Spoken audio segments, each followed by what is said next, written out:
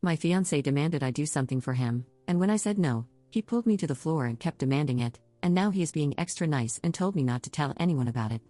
I am 20-year-old female engaged to my fiancé, a 26-year-old male, and we have been together for 2 years. He has never done something like this before, so I guess this is why I am so scared. I just do not know. He is usually so kind. I feel violated, if I am allowed to say that. It was 2 nights ago, and I have not left my bed since. Basically, we were in his bed in his home, and we were going to sleep. For information, my fiancé and I have never slept together before, and we do not do anything like that because I am supposed to be saving myself for marriage. He knows this and supports it and likes that for me, which is also why I feel so confused. He basically started touching me in places, and I kind of was like, "What are you doing?" And he said, "Nothing, just touching." I made a joke about how I do not think it is allowed, and he snapped that he does not care what is allowed or what is not. I was quiet and kind of let him do it, but I felt weird. After a while, he was kissing me and basically asked me to do something for him, in that way. I told him no and tried to laugh it off. It was awkward, and I felt low-key uncomfortable. He just held me there and told me to do it for him again. I said no again and got up to go to the bathroom because I was shaking.